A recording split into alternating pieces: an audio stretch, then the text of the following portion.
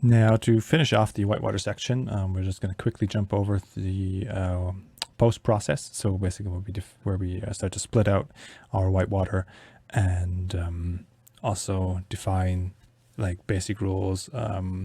For example, what we were talking about earlier is having the spray have a bit higher density and the mist a bit lower P scale, stuff like that.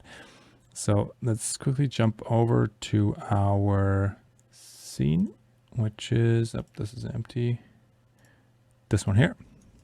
And so one thing that we want to do first is, if we have a look at just a couple of frames of the simulation, is an attribute that we deleted, but we need is the scale of the particle, so the P scale. I could tell you that this is basically the whitewater scale, but just to prove my point here, if we add the P scale as an attribute, we say the P scale is 0.01. And if we jump inside and here under the emission, oh no, at the top, sorry, here, whitewater scale is 0.01. And so this is basically the particle scale. So let's just copy this parameter here, jump back up, and then after our simulation, drop down a quick wrangle, call this P scale, and then F.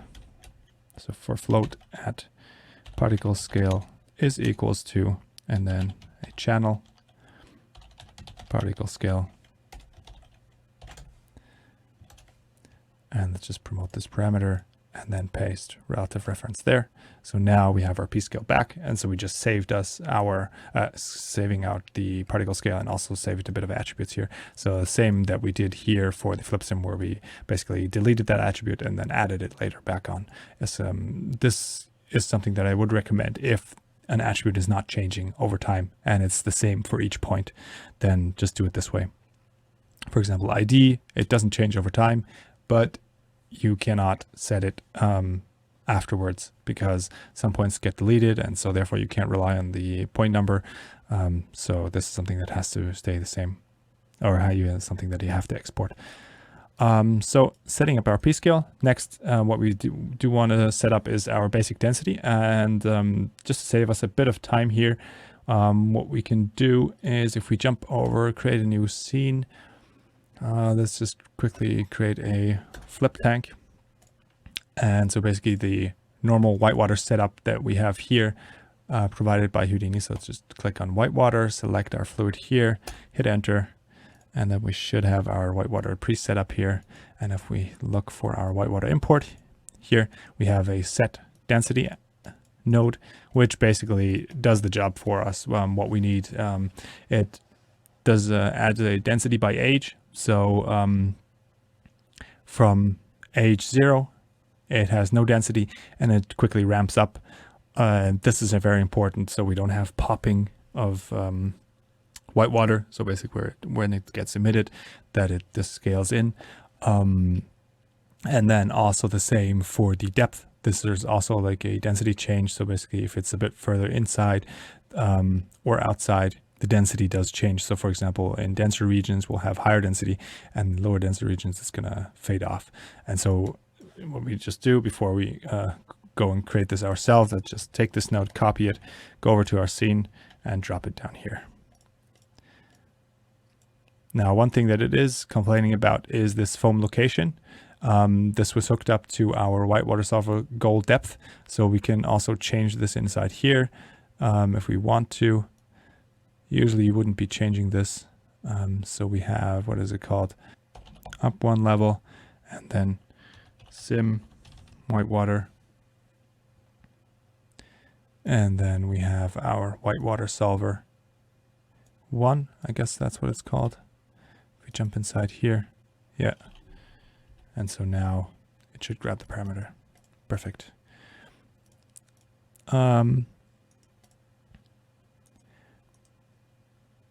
Now, let's start to split this apart. So let's just drop a node here.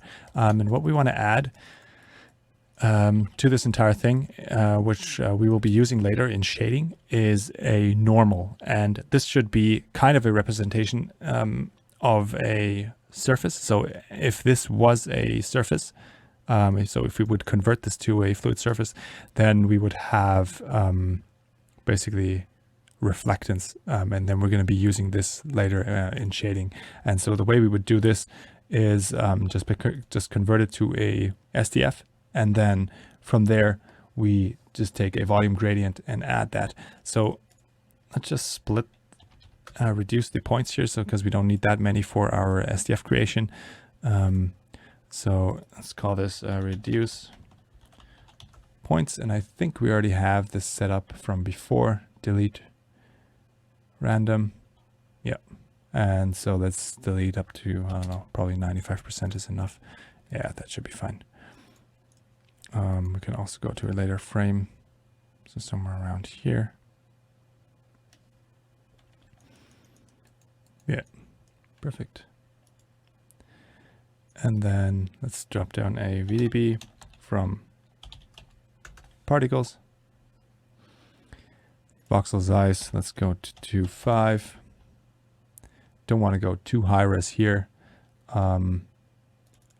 Just a bit bigger point radius scale, since we already have a P scale of 0.01. Just scale this up by 3. So we end up at 0.3, which is a bit bigger than our voxel size. And then the minimum, we'll have to see if we have to change that. But let's just hook this up and see if we, yeah. So it's complaining about the minimum. Let's just set this to 0.1 or something. And there we go. And so now let's just use this for our shading. So for example, here on the bottom, we're going to get some nice reflecting volumes. And one thing that if we look at the example scene again, that is provided by side effects. So here is they rasterize the whitewater, which is fine for small stuff, but for bigger simulations, it tends to get quite heavy, especially if you want to get some fine detail. You have to go really, really high on your rasterizing, and then it will just use up so much disk space. And that's why I like to stick to just regular particles and add a normal to them based off of an SDF, and then shade them as volumes later on. And we'll go through that in the rendering section. But for now, let's just drop down another wrangle and then sample this SDF for the gradient, which means basically the direction of the SDF. So for example, if we have, let's just drop down a sphere here, VDB from polygons. And then let's just scatter some points on the surface. And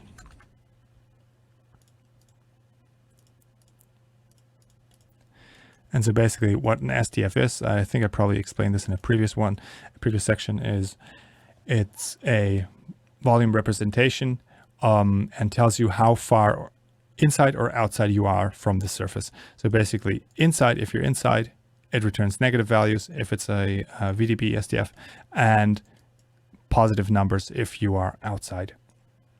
And if you take these values, there's like a fall off. So here it's 0, and then it just gets bigger. And if you use these to calculate the direction, so for example, here it's going to travel inwards, then you will get the gradient, which is a representation of from the surface to the least, or to the highest negative value. So basically it gives you a direction that you would have to push points into if you want to get to the surface. So either from the outside or from the inside. And we will use this to shade our whitewater. So what we can do here is vector at normal is equals to our volume gradient. First input, we want to sample our surface field at the current point position. And now we should get a representation of the normal. So this is basically the gradient of our SDF. And so as what I explained before, if you want to get these points to the surface, you would have to push them in that direction. And so, for example, if we would take a transform here and just scale this down, this is inside. And then once we get to the outside, so now we're reaching the surface, and then it would change. And this is what we want to use for our shading.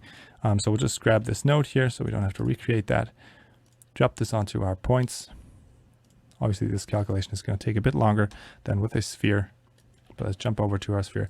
And now you can see, not all of them, but most of them are getting normals. And so a direction that we can later on use for reflectance shading in our volume shader for the whitewater stuff. All right. I hope this makes kind of sense. If not, there's tons of stuff you can read upon this. There's also different ways how you can generate this. This is the easiest one. And if we jump over to the example scene, they're doing the exact same thing. So what they're doing here is negating the density and then computing a gradient, which is the exact same thing, since they're taking high density values and going to the low density areas, and then that is basically the gradient. And then they're just merging this together and using this gradient field later in shading, which is basically a field of vectors, so a normal field. And we are just sampling this onto the points. So what we could do here is also just take this and then sample our gradient onto the points. So with a volume sample vector, we could do that as well. All right. So let's just quickly call this sample normal. And now let's split this apart. So you could either use a split or a blast with a reference. For now, let's just go this way. And we want to split based on our bubbles, since the spray and the foam, I think we're going to keep in one, and we just want to separate our bubbles. So here we're going to say at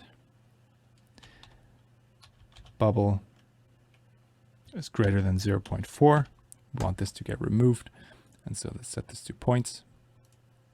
And now we see we have all our bubbles that got removed. And to get our bubbles as well, we're just going to hold down Control, Shift, and Alt and drag over there. And then we get the same node referenced. And then Control, Shift, left click on this channel here just to, unreference it. And then we'll say delete non-selected, and then we'll get the opposite. So our bubbles here. Now let's just get rid of our example here. So split this apart. And first let's focus on our main whitewater here. And first let's scale down our particles. So our P scale for the mist. So the group we want to affect is the mist group. And here we would say F at P scale times equals, and then a multiplier. And the multiplier that we provide is going to be like, I don't know, 0.7, 0.665, something like that, just so we scale them down a bit. So P scale mist, and then we have the same for our spray, but we're not going to modify the P scale. We're going to be modifying the density. So density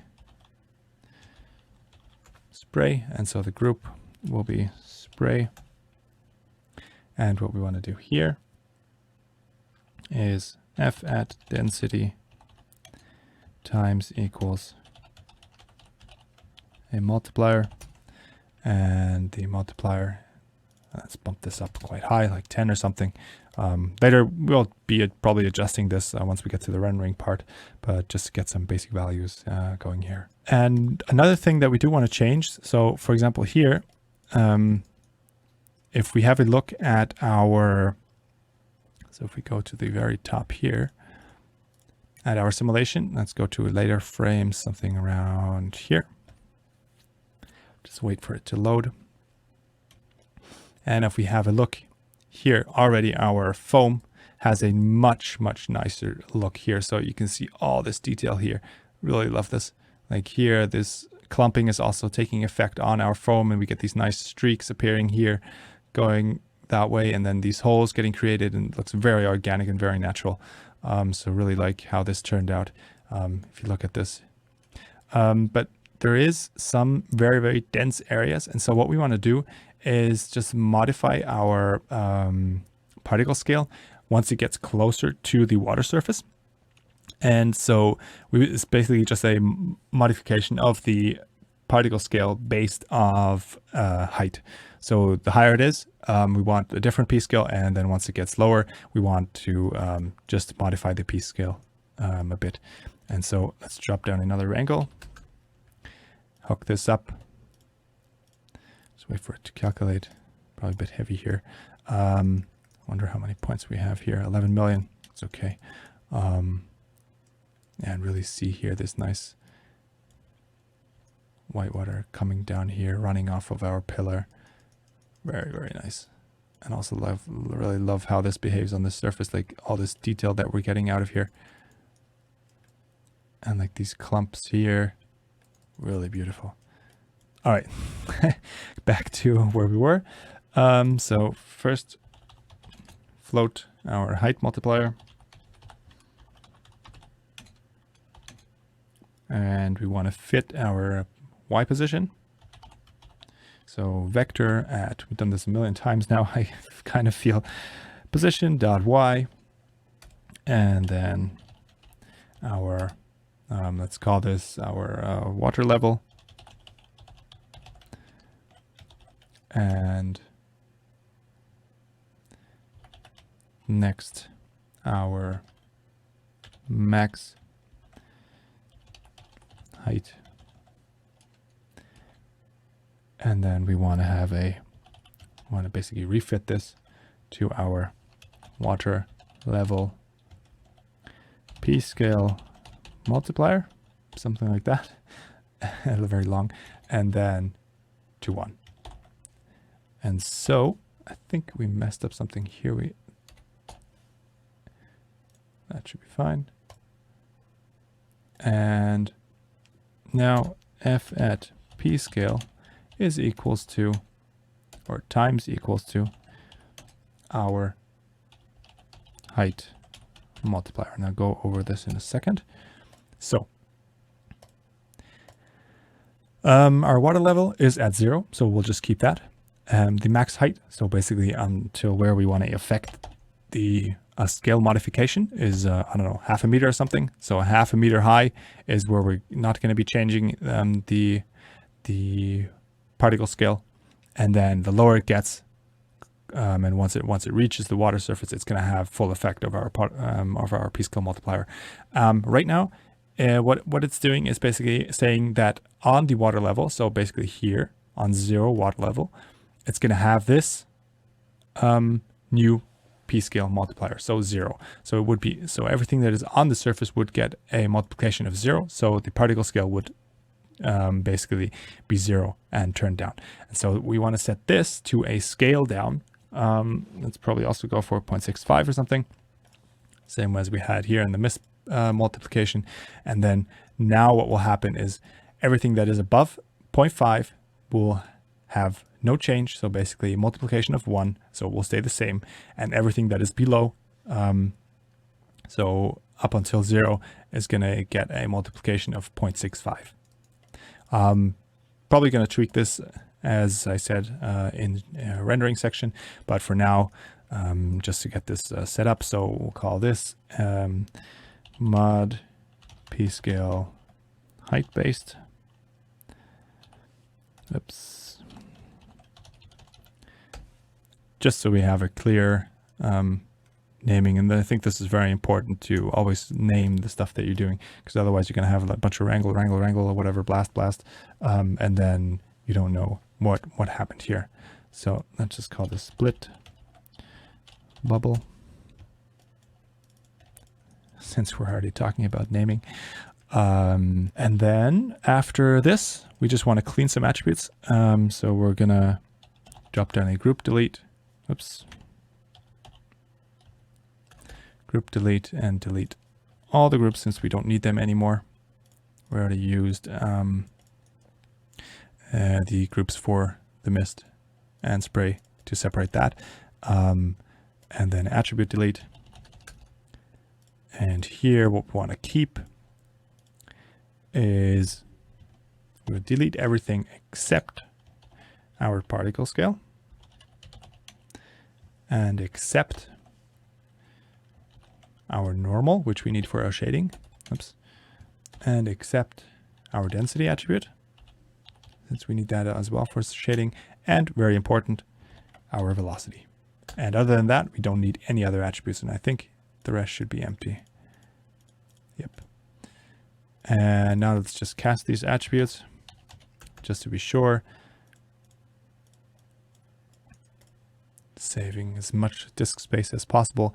So 16-bit float, and we want to cast the p-scale, the normal, since that is not a position but just a direction, and the density, and our velocity. And then let's quickly save our scene, drop down a wrap cacher just so we can save this out, and then let's call this our cache. Oops. Render whitewater. And just to do a quick test, let's say current frame, and let's disable all this here and hit save to disk. Now let's have a look at the size of this. So we have now 455.6 megabyte for one frame. And after we do this, now I hope this will not disappoint, but let's save it. Save to disk. And even if it's just 10 megabytes, it's going to save. That would help a lot. And now we're down to 266 per frame. And this is a huge drop. So basically half. Now we want to do the same for our bubbles. The only thing that we have here is just a particle scale. So let's drop down another wrangle, and we do want to have a different particle scale, so like a size variation. I'm not too sure if we set this up before. So let's just go through this. So first of all, particle scale random, so we know what this is doing. Let's set our values here. So let's set our float, float random value, which will be equals to, we've done this a couple of times now, a random value based off the ID. So it's not going to be changing when the point count changes. So we could also base this off of the point number, but this will result in jumping particle scale. So of the ID plus a seed.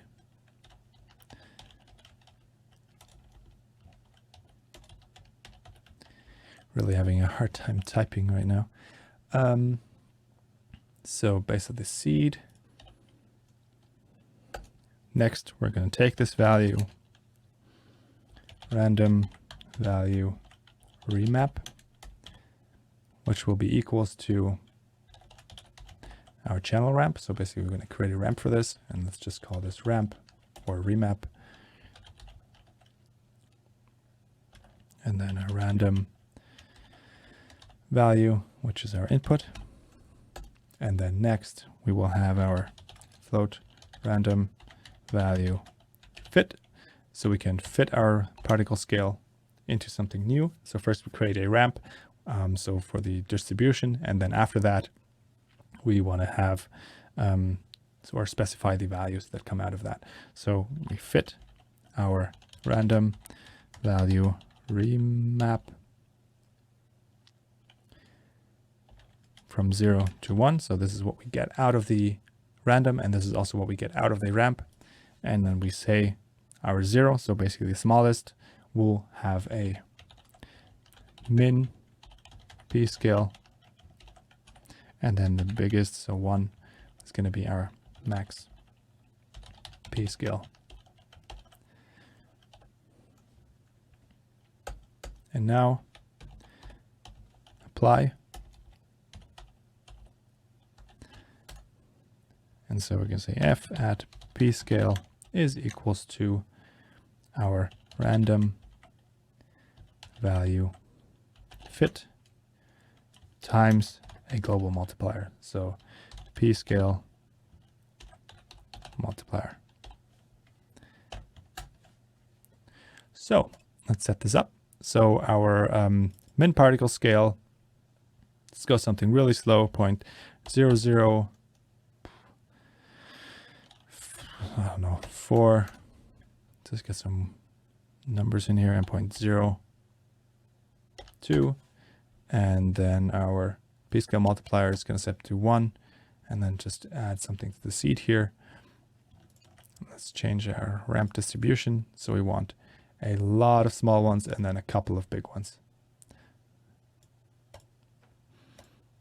So this is our p-scale, and let's go ahead and save this as a preset. So save preset, and then just call this our p-scale. I already have done this here. Whereas I think p-scale random, yeah. Just so we can refer to this later. And this is something like this p-scale modification is something that I use all the time. Like this ramp distribution is so important to so many effects. So I wonder if I think we did this in the, where was it? Was it in the Whitewater?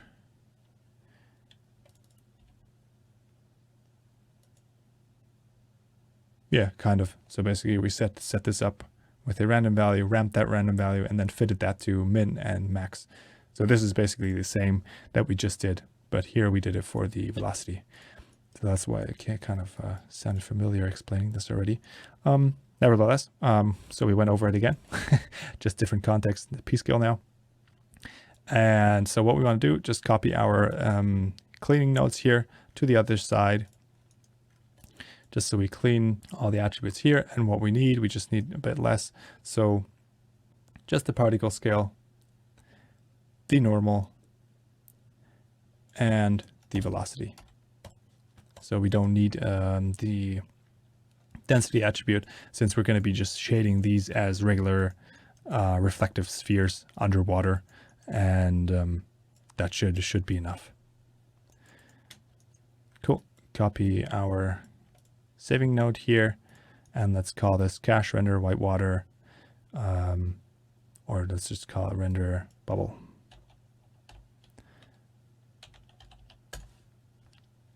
All right, let's hook these up to our global control here. So copy the version, paste relative reference here and here. Oops. There we go. And also get the start frame here. So copy parameter and select those two nodes, paste relative reference to the start frame. And then one thing that we do want to do is the same thing that we did for our mesh here, is time shift it. So we just copy this here, paste it down here, and then this will, I wonder if we hook this up to setting start frame. Yeah, that should be fine. Perfect. And then just copy the node over here. So basically once this is empty, just hold the frame just so we don't get any issues there. I mean, I guess for the whitewater, it's not that important, because obviously if there's nothing happening, we're not going to render anything. Difference is here for the mesh. If there's nothing happening, we'll still want the surface. Nevertheless, just to be on this safe side here, let's just drop down a null here so we can reference this later, and just call this render whitewater, color this blue, and then have the same over here. Render, and then bubble. Oops. One U too much. All right. Think this is it for the whitewater part. So go ahead, once you've simmed your whitewater, cache your whitewater render nodes. So basically the modification here that we do, maybe just cache 1 or 2 frames for test rendering, and then once we finalize these settings, then we can cache this out. And so what we want to do here as well is also change this to load as packed disk primitives, so it's not going to load it into the scene when rendering, but I'm just going to reference it to the file on disk, and that's why we want to have these modifications above. And while we do the test rendering, we're probably just going to disable it. And this is not that heavy to calculate, but then once we've settled on these settings, then we can go ahead and cache these. So let's, to complete this, just jump inside our simulation net here and just add them at the very bottom. So just put them off to the side here, and they're dependent on the whitewater main, and this is going to be our cache render whitewater. Let's just see if this name was correct. Yes, and then same, and then this is going to be our bubble. Oops, did it again. There we go. See if this evaluates correctly. There we go. Nice. Let's just quickly change the frames per task, since this can be split up on multiple machines. So let's set this to 15. So 15 frames per chunk should be fairly straightforward with the simulation. It's not too long. Cool. So yeah, I think we're done here with this part here. So next up is going to be our mist